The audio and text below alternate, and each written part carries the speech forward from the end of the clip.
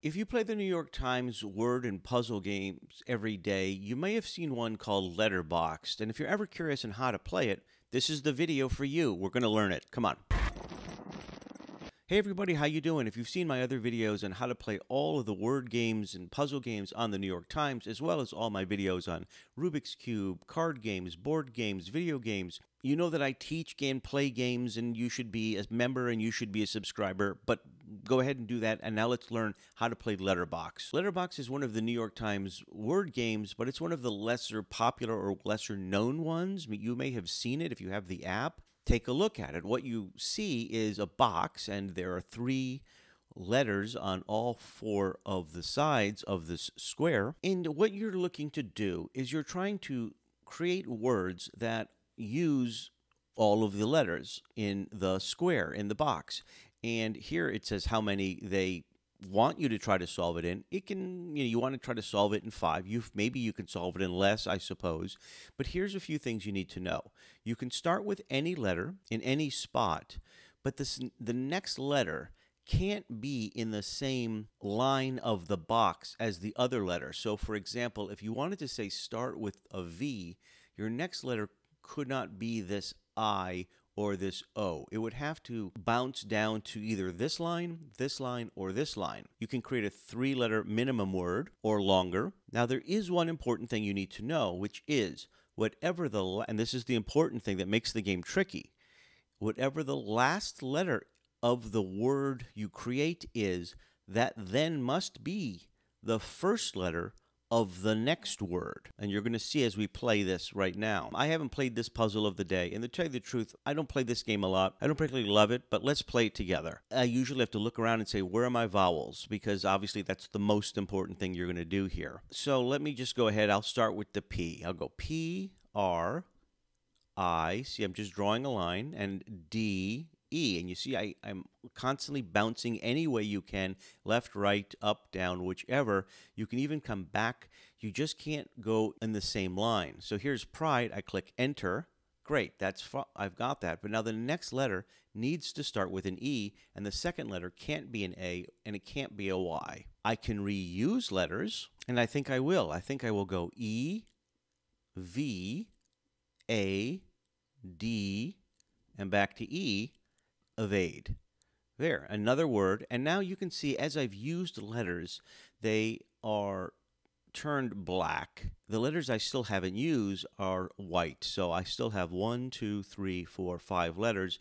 I have 3 more words to figure out how to use it.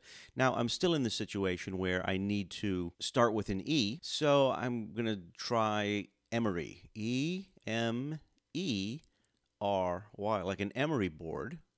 And that's a great word. So now we have 3 words. We've used up actually every letter except for the O, the B, and the G. So we have to come up with a word now that starts with a Y. Now, if you do find yourself boxed into a corner, you are able to hit here and restart the game. You're actually even able to delete. So you're allowed to experiment and change your mind and move things around. You sometimes want to try to plan all your words in advance. And if you find yourself in trouble, you can delete it. So I'm starting to think that maybe emery wasn't my best word. I think I'm going to delete it, and I'll still stick with evade. But now let me try something different. E-R-Y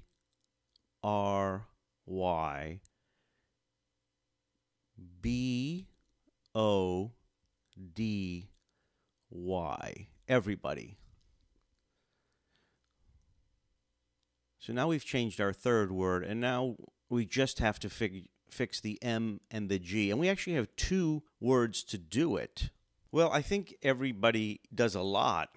It doesn't really help me with finishing this up. One of the things that I tend to do is think about, okay, if I was to use the word everybody, what letters would not be used? And you can see here the ones in bold were used to spell everybody, but I would not have used an A, an I, a G, a P, and an M. And for some reason, when I look at that, I see that there's a word in itself in it, like M-A-G-P-I-E is magpie. And since magpie ends in an E and everybody starts with an E, had magpie been the first word, it would have gotten me farther. So what I'm going to do is I'm going to restart, and I'm going to go with mag. Before you think I've lost, there's a restart on here for a reason. So if I went with magpie, which is a word, and then went from magpie to every, buddy,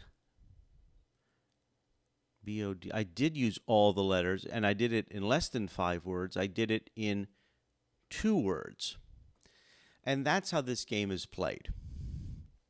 Not my favorite game. I play it maybe once a week, but that's how it's done. Hope you enjoyed this. And don't forget to check out my ones on how to play Wordle, Connections, all the other New York Times, as well as I do crossword puzzles. I have videos on how to solve New York Times crossword puzzles, as well as I walk through all 7 days of the week. That's all 7 layers of difficulty. Hope you enjoyed this.